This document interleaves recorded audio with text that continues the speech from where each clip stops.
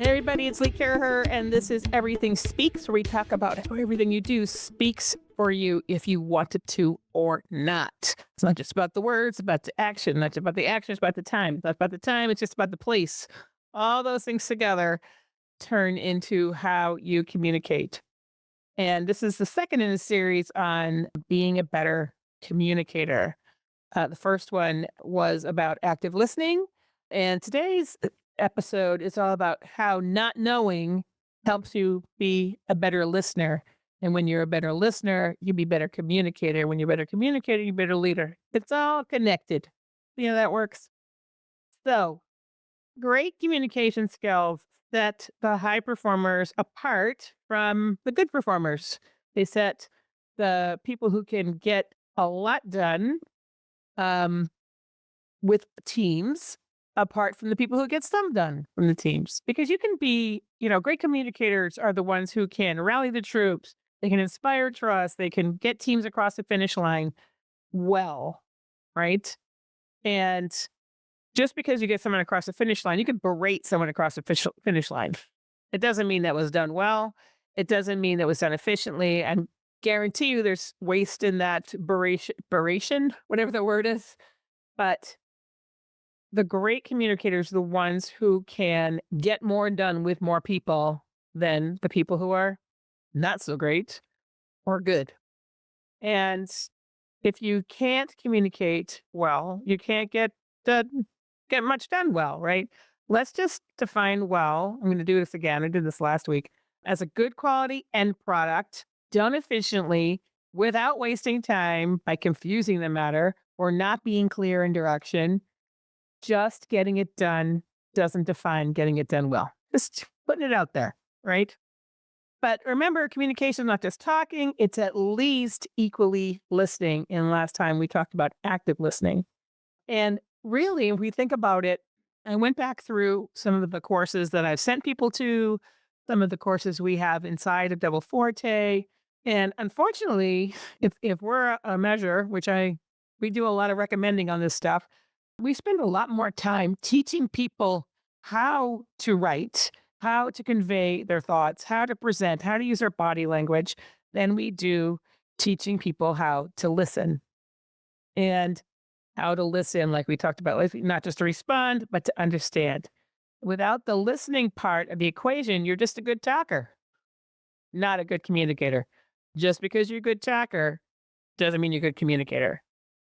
And just follow me along here. If you're not a good communicator, you're not reaching your leadership potential at all. Which reminds me of a few people who we all have people in our lives. He's a talker. She's a talker. She might have great stories. It doesn't mean that she's conveying or he's conveying a thought efficiently, effectively, and to cause people to act in the way that they want to. So, again, on the listening to understand, not just to respond, the how many times have you heard, the things we talked about last time, you know, countless situations, been there, done that, earned the proverbial t-shirt and feel confident that you know what needs to get done. Who recognizes this? A manager or leader, you're experienced and seasoned, you've seen countless situations that the mirror the current one you're in. You've been there, done that. You may have earned a few t-shirts on this topic, maybe 100, and you feel confident that they know what needs to get done. So when someone brings up an issue or an idea, you're already forming your reply. You're already, before the speaker has finished their sentence. I totally get this. I'm a little older than probably most of you, right?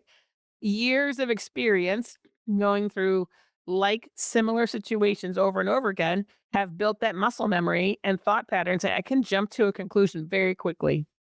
And how often have you thought or said, it'd just be faster if I did it myself? Or we tried that before, it didn't work. Or I don't have time to coach this person to the right answer. Well, I'm going to speak for myself here. I'd need all my digits on my whole family's hands to count the number of times I've done that and been bitten in the ass for that. And I have a lot of cousins. So I got a lot of family there. And this behavior, this muscle memory that we often go to, oh, I've done that before. We tried that before. prevents true understanding and obstructs collaboration and efficiency, which may seem counterintuitive. It assumes that the current situation is identical to the past ones and there's nothing new to learn.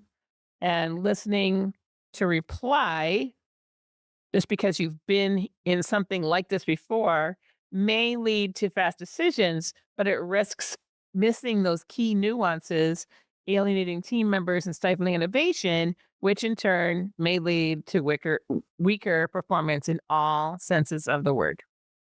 So, my friend Matt Yock, who I learned something from him every single time I talk to him. He reminded me of this concept last week, which just hit me over the head. That was to become a better listener, we need to practice operating from not knowing mode instead of a knowing mode. So if you're like me, you've been through many different situations, many single times, you should be drawing on your experience, not mimicking your past experience. So how can we practice not knowing the answer when we are talking to someone where we recognize a lot of the patterns?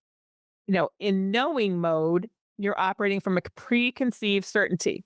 You already believe you know what the issue is and how to solve it for the best result.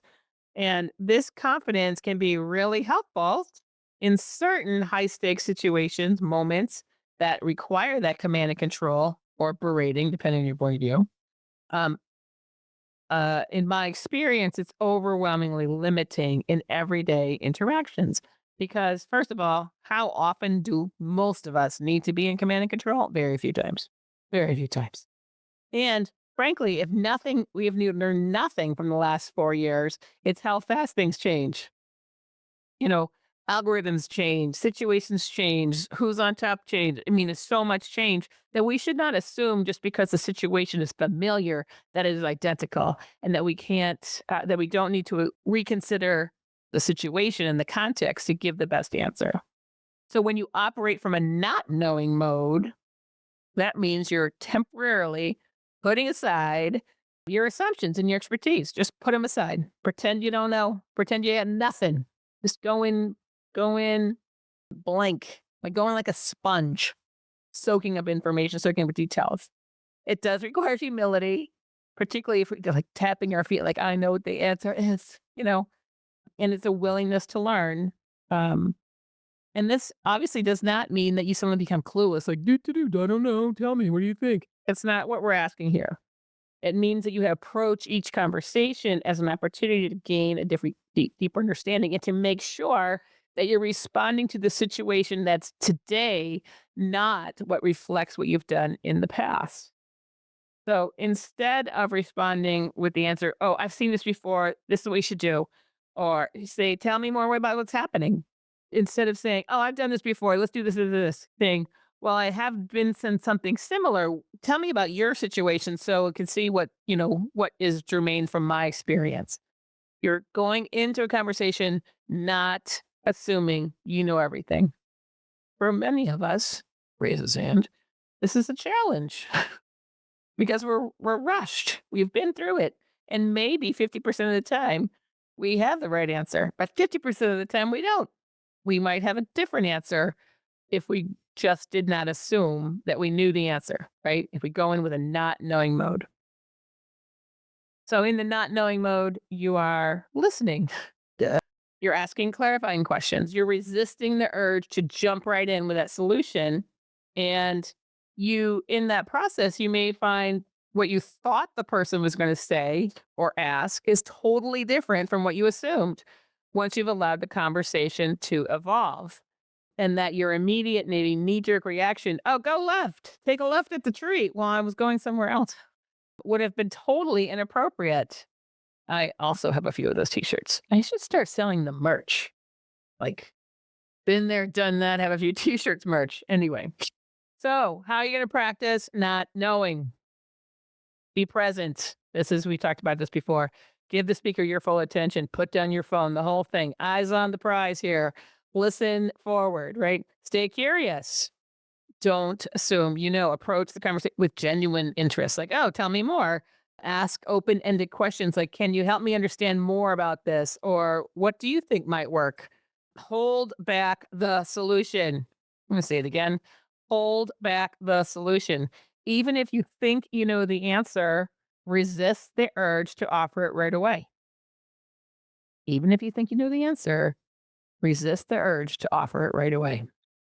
And that helps in two ways, right? One is that you might answer the wrong question. And two, maybe the person you're speaking with can come to the right answer in the process of talking with you just by you asking good questions, right? Practice patience. My not a forte. It takes time. Be patient with yourself in the process. The goal isn't to rush through a conversation, but to gain clarity and build connection. That is, unless, the house is burning down, you need to get out the door. That's a command and control situation. Again, few and far between in our total lifetimes. And that you need to know this, right? When you are ironically, in a not knowing situation, you are saving time in the long run by taking the time now to understand the situation and be in conversation, not in a telling mode. So by taking the moment now, you are saving time later to make sure that the situation is understood fully, to make sure that you can bring your experience to bear appropriately and not just mimic something you've done in the past. And three, helping the other person come to a good conclusion as well, so that they learning in the process. If they're learning in the process, they're going to hold it more in their brain, in their heart, in their soul, in their body. It's going to be there becomes their muscle memory, but then they have to go into not knowing for it. But how you get there is not by feeding the answer that may be right, maybe not. It's helping being in conversation with the person so they have the muscle memory to go through the same kind of questions that you would go through in a similar situation, get to the end. So it is true that we live in a goldfish world. We live in a world where, you know, quick answers and decisive action are rewarded.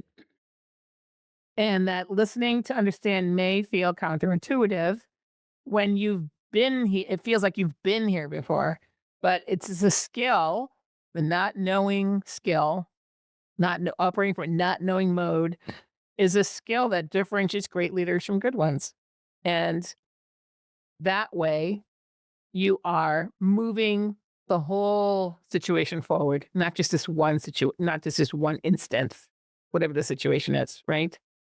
By not by operating from a not knowing mode and practicing active listening, like we've discussed, you can foster the trust, encourage innovation, and make better decisions and ultimately get better results. All right. Go not know. That sounds like a rally cry. Go talk to people in a not knowing mode. How about that?